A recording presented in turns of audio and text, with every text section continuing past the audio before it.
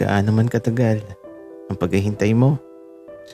Kung mahal mo talaga ang isang tao, hindi mababaliwala ang mga pangakong sinumpaan nyo na nakaukit na sa mga puso nyo.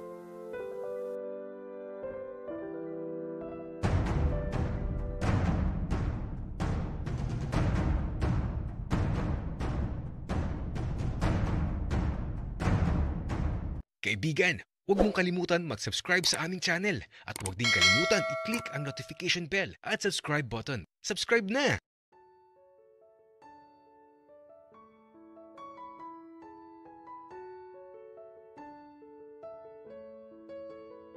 Ako si Eduardo.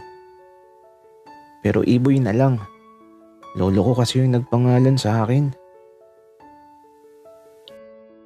Sabi daw kasi ni Lolo dati, ang pinakaunang apo niyang lalaki ay siya daw ang dapat magpangalan. Kaya ayun, ako ang pinangalanan ni Lolo. Kaya lang, wala na siya. Tanging sa mga larawan ko na lang nakikita si Lolo. Kasi baby pa daw ako nung mawala si Lolo. Tapos, sa ibang bansa ako'y pinanganak. Pero marunong naman ako magsalita ng Tagalog. Kasi sa bahay namin, Tagalog naman ang salita. Pero sa labas, English na. At sa unang pagkakataon na umuwi ako, eto, nakakapanibago. Tapos, sumasama lang ako kahit saan sila magpunta. Hanggang sa may nakilala ako. Siya lang yung unang batang inaya akong maglaro. Kasi simula nung dumating ako, walang nakikipaglaro sa akin. Kaya lagi lang akong nagkukulong sa kwarto.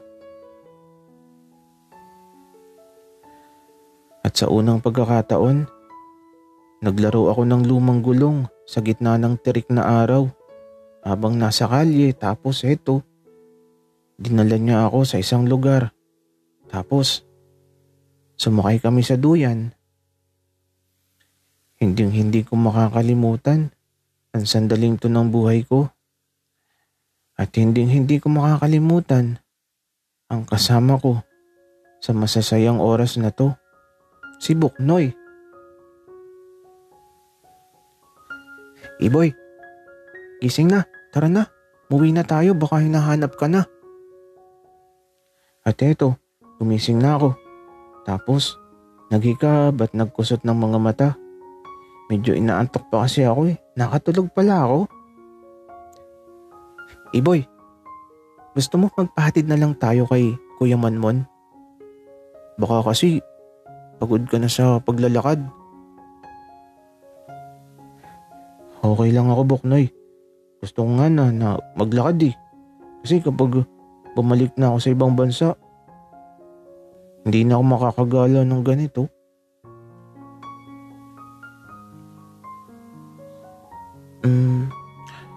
Aalis ka, Iboy?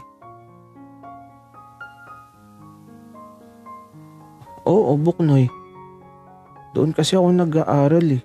Alam mo, hindi kita makakalimutan. Pinasaya mo kasi ako. Eh di, maglaro ulit tayo bukas, Iboy. Hindi na pwede, Buknoy. Kasi bukas, aalis na ako. Uuwi na ako. Kailan ka babalik, Iboy? Hindi ko alam, Buknoy. Pero pagbalik ko, pupuntahan agad kita tapos maglalaro ulit tayo. Sige, Iboy. Promise yan ha.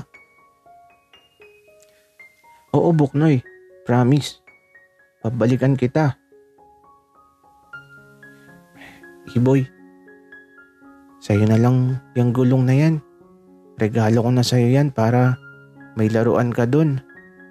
Para hindi mo ako makalimutan. Buknoy, di ko naman madadala tong gulong na to. Kasi bawal sa eroplano to. Itago mo na lang para pagbalik ko, maglalaro ulit tayo. Sige boy, tatago ko na lang pero babalik ko ha. Oo Buknoy, babalik ako para sa'yo. Wika ako. Tapos eto, niyakap ako bigla ni Buknoy habang andito kami sa gilid ng daan. Yung mga yakap niya, mahigpit, tapos matagal, mga 10 segundo. At eto, matapos niya akong yakapin. Boy, tara na. Una-unahan tayo sa bahay. Oh, sige ba? Wika ako. Kaya ito, tumakbo na kami pauwi sa bahay nila Buknoy. Mabilis siyang tumakbo kaya naiwan ako. Pero ayun siya. Hinihintay ako sa gate nila. Nakakapagod man, pero masaya. Kaya ito, nang makarating na ako sa gate nila. Ang bagal mo naman boy. Hindi ako sanay sa takbuhan Buknoy. Okay lang boy. Tara na sa loob. Kaya ito, pagpasok namin sa loob, naririnig ko na tinatawag na ako. Aalis na ata kami. Buknoy, salamat ha. Aalis na ata kami. Mag-iingat ka palagi. Pagbalik ko, maglalaro ulit tayo ng gulong. Kaya naman ito, ibinalik ko ng lumang gulong kay Buknoy. Tapos ito, sinundo na ako at isinakay na ako sa sasakyan. Saan ka ba galing anak? Ang dungis mo. Tapos bakit nangingitim yung kamay mo? Naglaro lang po kami ng kaibigan ko. At eto, sa pag-alis ng sasakyan, nakadungaw lang ako sa bintana.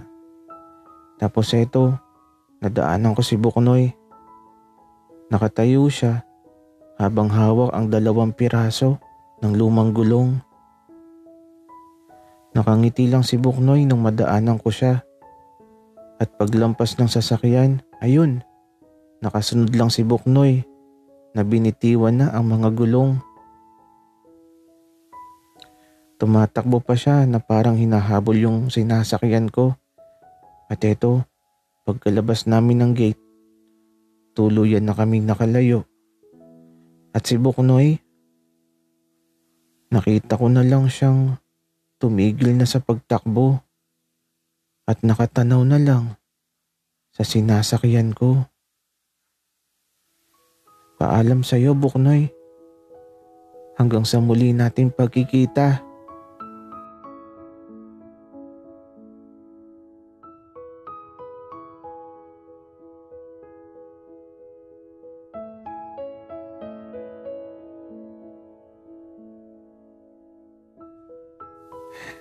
Happy birthday, nak. Binata ka na.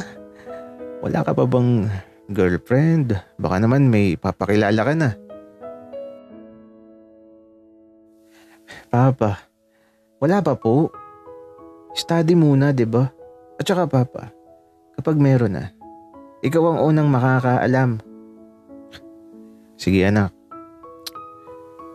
Promise yan ha? Opo Papa. Wika ako. Kasi yung kambal ko, may GF na. Ako wala pa. Sabi ni Papa, dapat sabay din daw kami magka-GF ng kambal ko. At dahil 18 taon na kami ni kambal ko, eto, masaya, madaming bisita. Pero nakakapagod. Mas gusto kong mag-isa lang. Di ako sanay sa maingay eh. Gusto ko tahimik lang. At yung kakambal ko, aba, yung jowa niya. Akala mo'y ahas. Grabe makapulupot kay Kambal eh. Pero maganda yung jowa ni Kambal. Ang alam ko, model daw yun. Yun ang sabi ni Kambal. At dahil nakakapagod ang araw na to, nagpunta muna ako sa silid ko. Siguro magpapahinga muna ako. Eh kasi naman, ang ingay sa labas. Tapos, ang daming tao. Kaya eto, nasa silid lang ako. At sa paglipas ng mga sandali, eto. Pinuntahan ako ni Papa. Anak, may naghahanap sa'yo.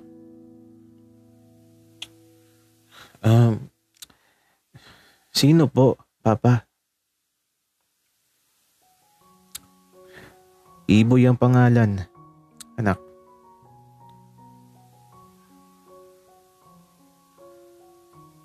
Matapos sabihin yun ni Papa, bigla akong tumayo sa pagkakahiga ko sa kama. Tapos eto, nagsalamin ako at inayos ko ang sarili ko. At ang nasa isip ko lang sa mga sandaling to, bakit ngayon lang bumalik si Iboy? Paano pa kami maglalaro ng lumang gulong?